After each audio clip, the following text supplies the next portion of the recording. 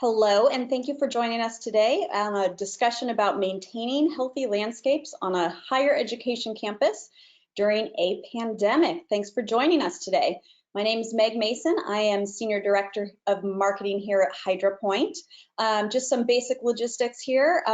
If you have any questions at all during the webinar, go ahead and enter it in the questions section of the GoToWebinar control panel on the right-hand side. And don't worry if you need to log off a little bit early, we are recording this session. So we'll be emailing a copy of it to everyone after the session. So I'll just go ahead and get started, and I'd like to introduce over my colleague, Ben Slick. He's SVP of Business Development here at HydroPoint. So Ben, go ahead and take it away. Thanks, Meg. Good morning, everybody. Thanks for joining us again. Excited to bring another good speaker to our roster today. For those of you that don't know HydroPoint, we are an outcome services company focused on water use efficiency. We offer products for irrigation called Weathertrack, which we'll talk about today, and we offer flow monitoring and leak detection services called Water Compass. Today, we're going to talk about challenges of managing a landscape on a large campus with various types of buildings and uses, various water sources, essentially a mini city. Tough enough, but then throw in unexpected events like pandemic, extensive storms, and this upcoming presidential debate.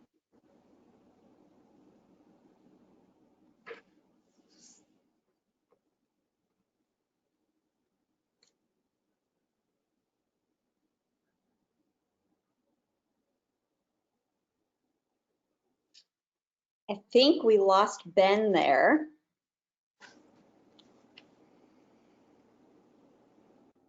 Ben, we can't hear you. Can you hear him? I can't hear him. I can see the audio. I can't hear him. I can't hear him either. Well, where he was going with that is basically just that, you know, the challenge of managing a large city campus, landscape, and all those sorts of things is tough enough as it is. And then you're going to throw in all these kind of unexpected events such as a pandemic, presidential debates that are going to be happening on your campus in a couple weeks, and any other sort of kind of random event, whether it's a storm, anything like that. So I'm going to go ahead and just introduce John here. John Walker, thank you for joining us today. He is ground supervisor over at the University of Utah. He has over 18 years experience in the green industry and more than 8 years just at University of Utah there. So John, thank you so much for joining us today. Thank you. It's good to be here. Awesome. Let's try Ben. Ben, are you connected? Can you hear us? I can hear you guys. Can you hear me now? Oh, perfect. Yep. I'll hand it back over to you, but I am here to jump in case we can't hear you anymore, okay? Okay, thanks. John, just to start things off, maybe tell us a little bit about University of Utah landscape and your operations and what your role is there. Yeah, so I am the ground supervisor now. We have 38 people on staff. We're supposed to be at about 45, but with the coronavirus and some hiring freeze and a couple people leaving, we're down. We're a little short-handed right now. We do take care of, we have about 320 acres of irrigated landscape on campus. It's about 40% shrub beds and about 60% turf. We have our irrigation techs, we have snow removal, kind of a little bit of everything on campus. Like you said, it is a little mini city here that we have to take care of everything outside. So let's talk about some of the challenges that you face in supporting something this vast. Let's start at the top. You know, the Chancellor's Office at the university creates sustainability initiatives, and water reduction is a piece of that. So what have you seen so far in your use with Weathertrack? Yeah, so actually when I started, I was working with the irrigation department before I became the ground supervisor. And we put together an initiative where we were trying to save water. We were working with our sustainability department on campus. And with switching over to Weathertrack, we've actually, last year, they estimated we saved about 18% of our water on campus, which is huge for the size and the amount of water that we're using.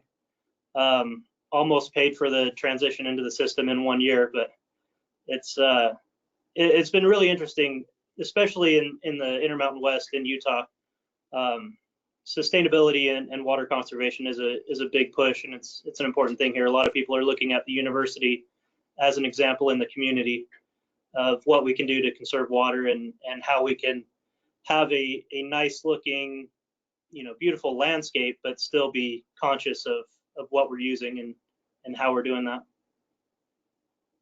Yep. And pictures of your landscape look great, which we'll see in a little bit. What are the sources of your water? Right now we have a well that it's about 1/3 of our campus that we use the well water, and the other 2/3 is culinary. So to give the audience a perspective on this, what are the pipe sizes that run through the campus to distribute your water? Off of our well, we have a 16-inch main line coming through the well. It's right now we're building that system out, so it's going to cover more of campus eventually. But right now we're running about 800 gallons a minute through that, covering it's about 30 controllers that we have running off of that one well system. So Weathertrack, in that sense, Weathertrack's really been great for us too, because we've been able to coordinate that water use and really optimize the flow coming through the pipe and make sure we're not overtaxing the well. So you've got existing landscape, which you're taking care of, but then there's new construction on campus as well. Talk a little bit about that and some of the challenges around managing new construction. Yeah, always new construction. Right now we have 3 new buildings going up and a lot of smaller projects. The stadium is the big one. They're doing an upgrade to the stadium right now. And then they're also doing a new building on the Huntsman Cancer Hospital.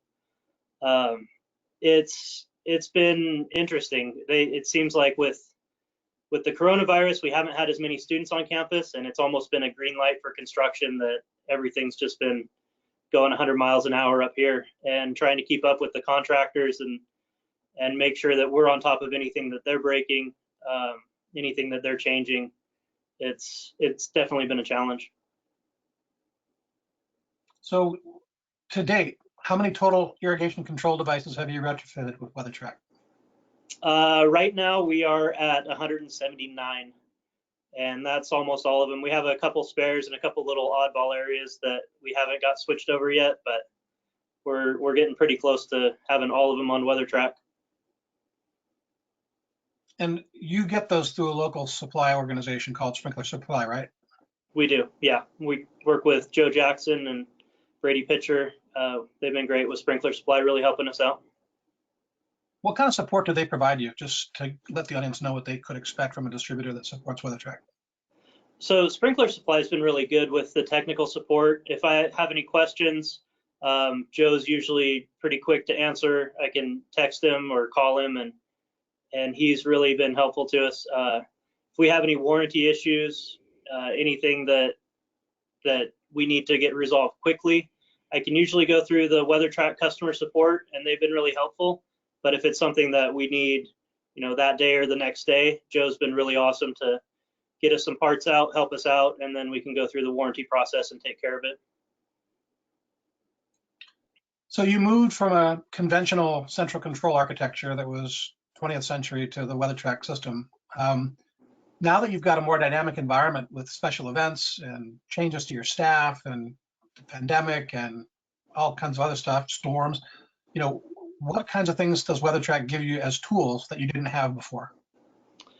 I think the most important thing that I've had with Weathertrack is just visibility. The alerts that we get, having the flow sensors working well. One thing that we had recently was with the stadium construction. For whatever reason, they kept hitting the power wires going to our controller, but I would get an alert as soon as it came offline, or as soon as it went offline, I would get an alert, and then I was able to contact the general contractor. He was able to get a sub out and have it fixed. And it seemed like it was an every other week thing. I was calling him. I felt like I was kind of annoying him, but at least, we were getting it fixed quickly, and it wasn't damaging the landscape. We weren't losing plants because we weren't watering. So it was really helpful to have those alerts. And then also with, having to kind of shift people around, change areas around with being short staffed, we've been able to use the user interface to, kind of help people so that they can work more efficiently. They can learn the area quickly because everything's already set up in there. We have our maps that we use. And then also the reports for any user changes. If someone makes a weird change in there and we can't figure out what's going on, it's easy to go back into those reports and quickly see who made the changes, why they made the changes, and then resolve it from there. And you guys use Weathertrack Mobile, both for your staff, and I think you also give access to your contractors for their new construction projects, yeah? Yeah, we do, and that's actually been really helpful with one of the student dorms it's actually just recently completed. The contractor still has the warranty on it. They're still doing maintenance through the rest of the fall, and we've given them access to that controller, and they're running all their own programs. They've been doing the flow sensing on it, and they've been really able to monitor what's going on their site. But it's nice that we can also jump on and see what they're doing and monitor their progress as they're going through. And I think that'll be really helpful to us going forward, and we'll be able to see what they were running. And then as we transition into the plant establishment and then cut back water as things get established, it'll be really nice to be able to monitor that water use and see how the program has evolved. So you opted into upgrading your controllers to the Optiflow platform. Maybe take a minute and talk about that and what it's meant to you as you manage water on this campus. Yeah, the Optiflow has been really great for us, especially with having all the controllers that are coming off the one well, the one water source. Being able to use that Optiflow and adjust water windows quickly, and then keep everything under that 800 gallons a minute coming off of the well. It's been super helpful to us. The other thing that's been nice with the Optiflow is when we have events on campus, like with the vice presidential debate, they've been setting up tents and they've been working where usually we start earlier. We'll start irrigation 8 or 9 o'clock in the evening.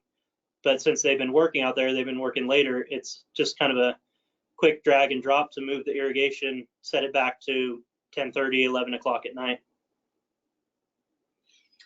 So with 170 plus controllers all on Optiflow, you must get the occasional alert. Talk about how you manage alerts and how you prioritize that for your staff. Yeah, we do get a lot of flow alerts, high flows, low flows. We're still in the process of fine tuning all of the flow sensors on that and making sure that we have our flow readings correct.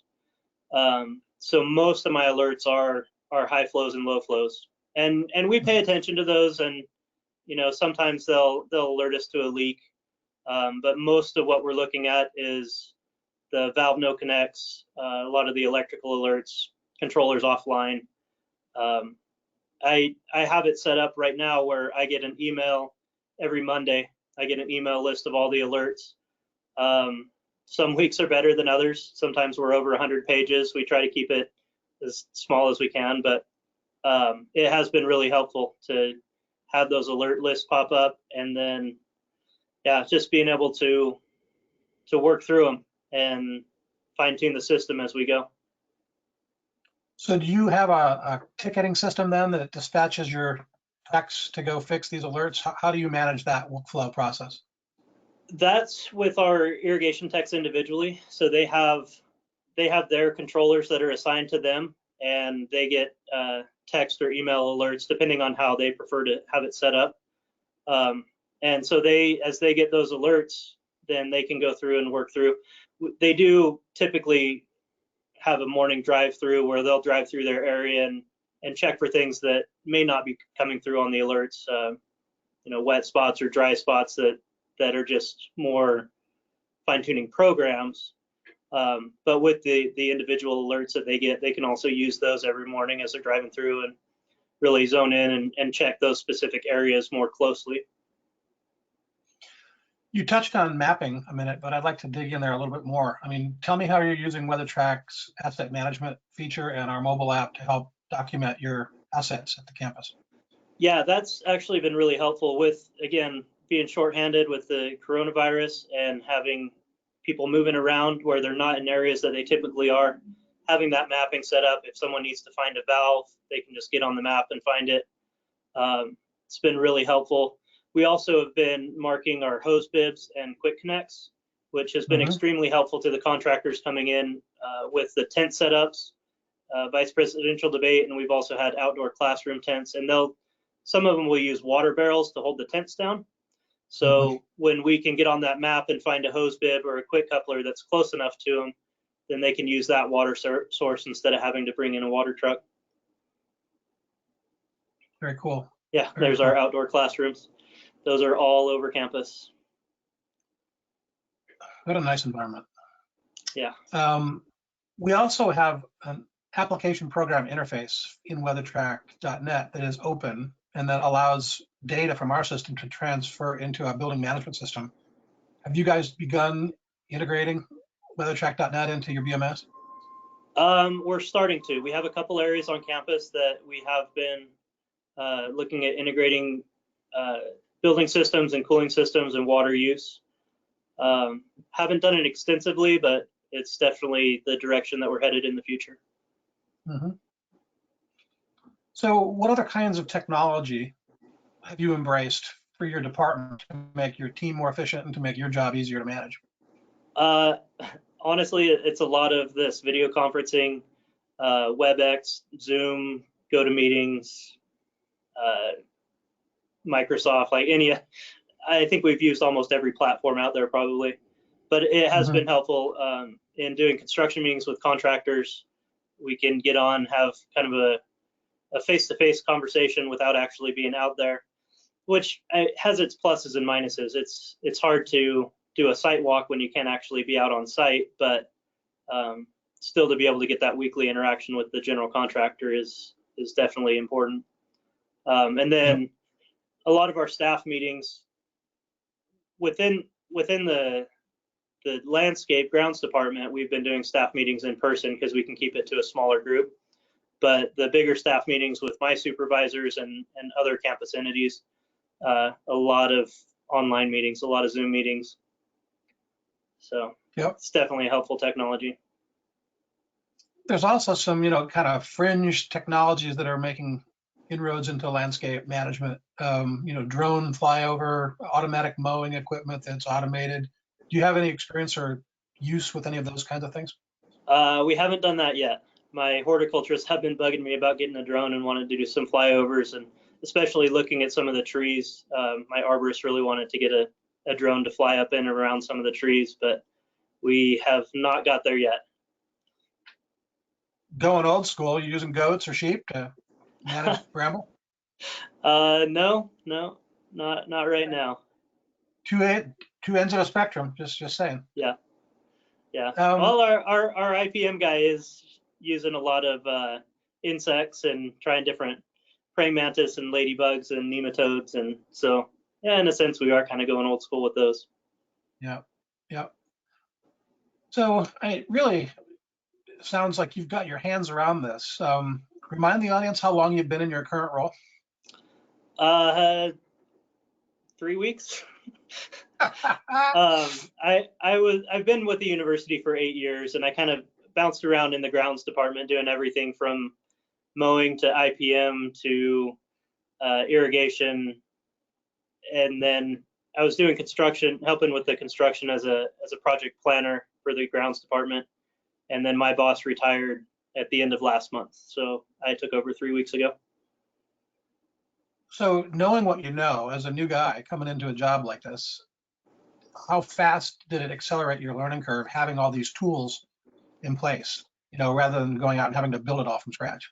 Yeah, it's been huge. And I think that was the people that have come before me in irrigation. Russ Jacobson had set up our system where when I was able to come into irrigation for the university, the foundation was already set there. And it was great that I could just jump in and build off of that and just continue taking that to the next level. And then with my supervisor, Lisa McCarroll, how she had built up this department, we already had a really great foundation that I could come in. Our staff is amazing, and it made it really easy for me just to come in, and I think we'll do great things here, and we'll really take it to the next level, building off of what she already started. So do you have a vision of what that next level might look like? Yeah, we have been working on a campus master plan. And so we're really looking at, preserving the historic part of campus and expanding, a lot of the sustainability initiatives and looking at low water, drought tolerant landscapes, and then kind of blending as we move across campus from the historic to the newer buildings and up towards campus, up towards the hillside, towards the hospital area, really just kind of blending into the native environment up there. So it's a work in progress. We've been working on removing turf areas in some spots of campus. We took out about 10,000 square feet last year, and we're slowly working through it. But yeah, I think it's definitely that move towards water conservation and sustainability that's going to carry us into the future. Does the university give you targets or goals, either through gallon reduction or percent reduction of dollars or volume?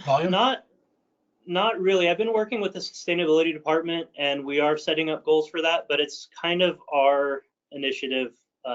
It's really being pushed from the bottom up, from the grounds department, and my staff being really conscious of what's going on around them.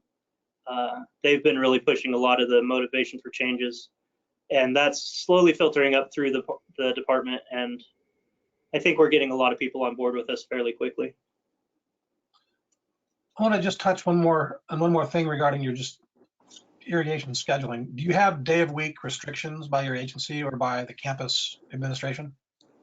None by administration. Well, not every day or every week. Depends on the events, and a lot of it is event planning and making sure that, as we have events on campus, that we're aware of what our water schedule is.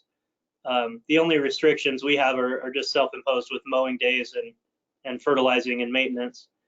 But yeah, it's kind of that juggle of making sure the events don't get watered. Right. Well, really appreciate the time you've taken with us here to just share some of your experiences, and it sounds like you're doing great work, and we're all rooting for your preparations and success for your debate prep. So with that, I want to turn it back to Meg and see if we've got some questions from the audience that we can entertain everyone with.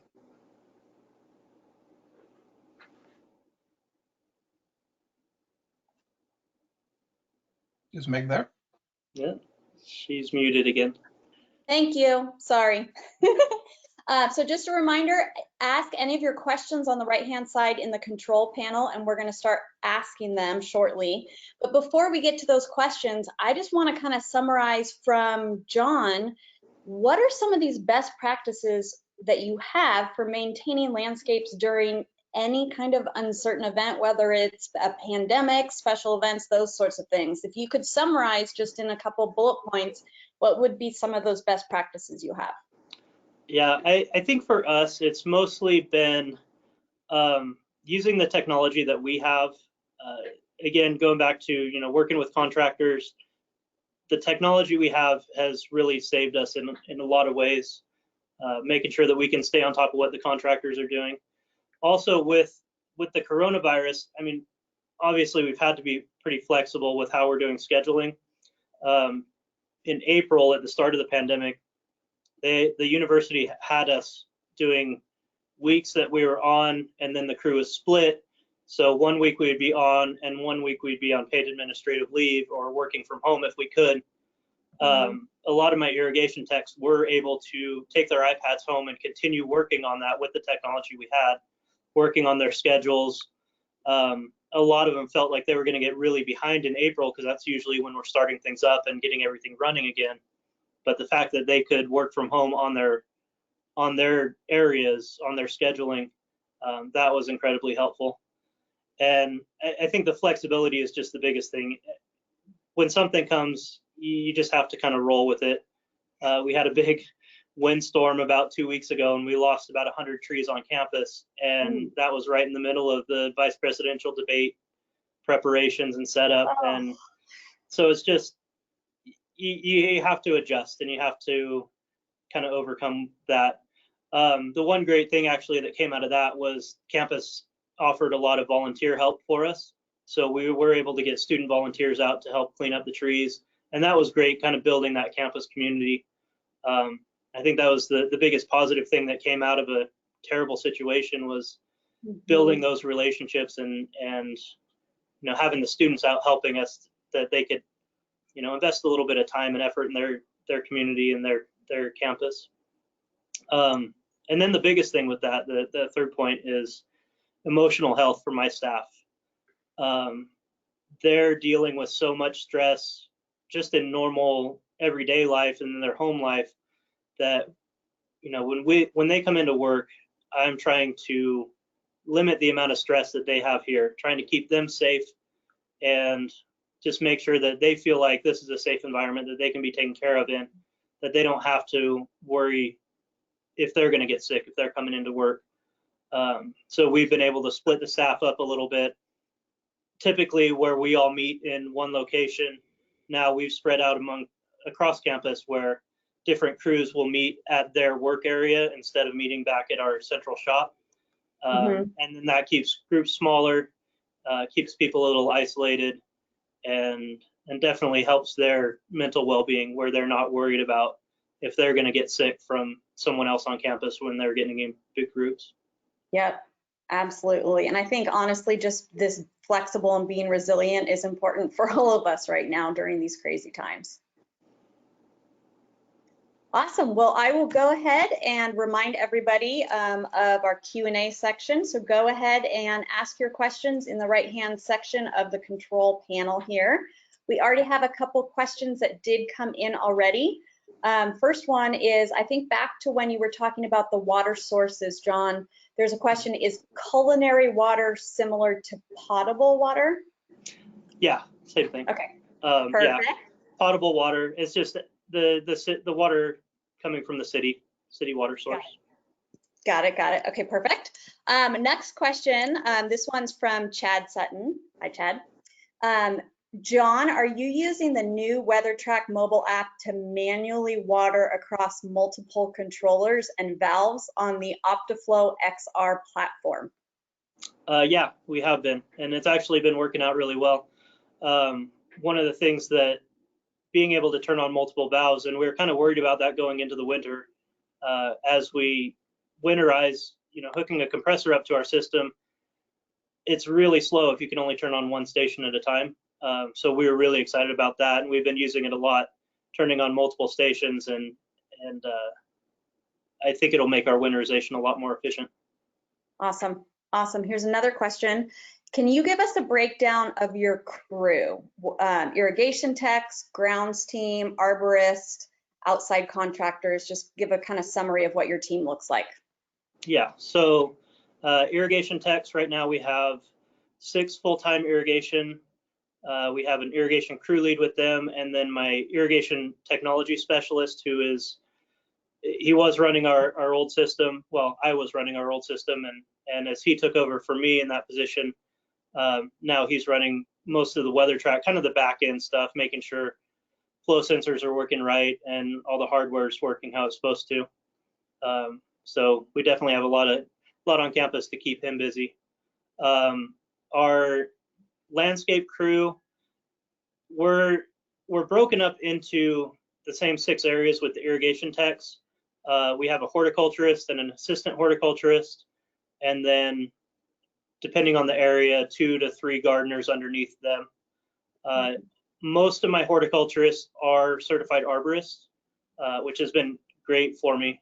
So we don't have a specific arbor crew. I'm trying to get that back. We used to, and then things kind of got shuffled around. But right now, each area horticulturist does their own tree work. And then, like with the storm that came through, everyone needs help. So my crew has been great, jumping in and helping other people out. We have 2 of my arborists that are really good climbers. So with some of the trees, some of the broken branches hanging way up in the trees, they've been able to help the other crews out and climb up and get those cleaned up. And then I have my greenhouse staff. I have my greenhouse manager, and she has one person working for her. And then I have, I used to have 2 people on my IPM crew, my integrated pest management, that were doing all the fertilizing and chemical application. One of those left, and so now I'm down to 1 staff for my IPM, but she's been really good and really on top of scheduling, and then working with the area horticulturists to make sure that, you know, they get their fertilizer that they need and aeration done in the fall. Awesome. Okay, we got lots more questions. So next one here is, when you removed the turf area, the 10,000 square feet, what did you replace the sod with? Some type of sustainable landscape? Yeah, we're looking at a lot of native, well, not completely native, but low water, drought tolerant plants, and going back in with low water drip irrigation. Yeah, just trying to be more sustainable, more water conscious. A lot more trees. Our tree canopy on campus is getting kind of thin with a lot of the construction, so we're trying to put a lot more trees in on campus. We are a state arboretum up here too, so that's been a big push, is getting those back. Awesome. Next question's from Jim Weller. Over what period of time did you install the 179 Weathertrack controllers? That's a lot. Yeah, so we started in the fall of 2018. We put 6 controllers in just kind of as a test run, and then those ones were working out really well for us. And working with our sustainability department, we were able to get a couple grants, and then through the water district, we were able to get the rebates from that. And we installed about 80% of the rest of our controllers in the summer of 2019, and then finished up the last, I think there were about 20 controllers that we installed this spring. So it's been about a 1.5 year process, almost 2 years. That's a good amount of time. Yeah. Lots of work. And we're still working out the bugs. I mean, we have the hardware installed, but obviously scheduling and flow monitoring, we're getting there. It'll probably take another year before we get that fully under control. Getting them all online and ready to go and everything. Yeah. Another one from Jim Weller. What is the breakup between turf and other landscaping of irrigation on your campus? Right now we're at about 60% turf, and then the other landscaping, trees and shrubs area is about 40%. Again, that's with the campus master plan, that's shifting. Hopefully we'll get it down to about 50-50, or maybe even tilt it a little more towards plants and low water shrubs. Yeah, awesome. This question's from Arthur. This is actually more for a Ben. How would you introduce this sort of technology to a smaller campus? Big cities, small cities, they're roughly the same in terms of the complexity, just it's a matter of scale.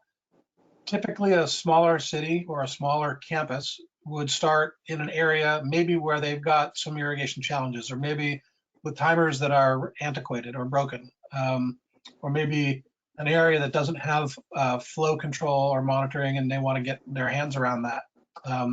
Start with something that is easy for your staff to work with, maybe whether it's 1, 2, 3 controls, what have you, but also if you've got multiple staff members, maybe pick your lead and have that person be the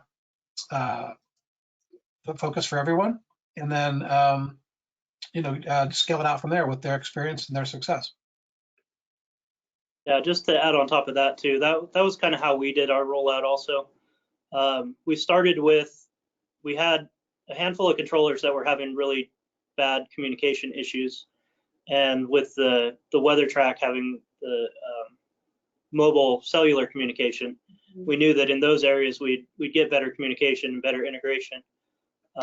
Started with those, made sure it worked, made sure that our employees, our irrigation techs, were comfortable with it. And then as we did the larger rollout, we started with 2 or 3 controllers in each area. And then as they worked on those controllers and started installing more, yeah, it just made it kind of simple that they could learn the controllers and then install the controllers and continue learning and integrate everything. That's a great point. You know, I've been successful in some of our customer environments where they may have existing central control through local radio, and they're unable through either topography or reliability to get communication to a satellite. And then showing the ease of putting Weathertrack in with LTE communications, and it comes right up on the network, and they don't have offline problems or no connects to the network. So that's another good point. Awesome. We have a question from Joe. Joe is actually over in Texas, and he's asking if you, John, have any sort of hiring problem there in Utah. He said they're having some, it's hard to find people over in Texas, especially for really qualified positions. So he's just kind of asking about this current scenario in Utah. Yeah, we had the same. Last year, we were down staff last summer because it was hard to hire. Our campus is kind of weird. I was working up at USU, Utah State University, and they're the land grant university for the state. So we had a lot of ag students up there, and it was really easy to find part-time help. But with the University of Utah, our students don't really want to work outside, I guess. I don't know what it is. But we have a hard time with that. And now with the coronavirus, we're on a hiring freeze too. So yeah, we're really hurting for staff. So Joe, it's not just you in Texas, for sure. And actually we got identical questions that just came in from both Chad and Jim. They're asking you, John, about your flow sensors and master valves. Which flow sensors are you using, and what is which ones are you using best for you on the campus? Most of the flow sensors that we had were installed with the old system. So they're the NetFM with the reed switch register. They've been working okay. With the smaller diameter pipes, they've been working fine. When we've been getting up into the 2 and 3 and 4 inch main lines, the resolution is not quite there, and that's where we've been having some of our flow issues. We've been trying to switch some of those out to the ER registers, and some of the new construction, we've been separating the master valves and the flow sensors and going with the Omni flow sensors to try and get more better resolution on our flows, especially with the bigger main lines.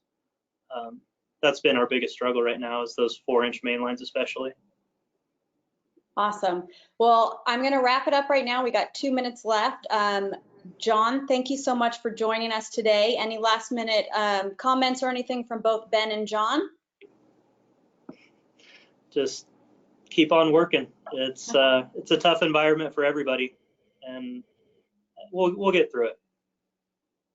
John, I think the university is lucky to have you, and I think your staff, I'm sure, responds well to your style and your way. So keep doing what you're doing and keep that smile, and people are gonna just rally to you. So you'll be very successful in your new role. Best of luck. Thanks, Ben. I will echo that 100%. We've gotten a lot of comments here in the chat that great job. They're very impressed with you, all of our audience here. So great job, John, and thank you so much for sharing some of your best practices and ability of maintaining a huge campus during all of these crazy, uncertain times. So thank you very much, John, for joining us today. And just to summarize, thank you all for joining us today. We did record this, so you will all be receiving an email recording of this afterwards. So don't worry if you want to rewatch it or anything like that afterwards. And again, if you have any questions or want to learn more about HydroPoint Smart Water Management, you can go to our website at hydropoint.com or send a quick email to us at info@hydropoint.com. And there, again, here is just John Walker's email address if you have any questions for him at all. Thank you again, everyone, for joining us today, and have a great rest of your day. Bye. Thanks, everybody. Thank you. Thank you. Stay safe.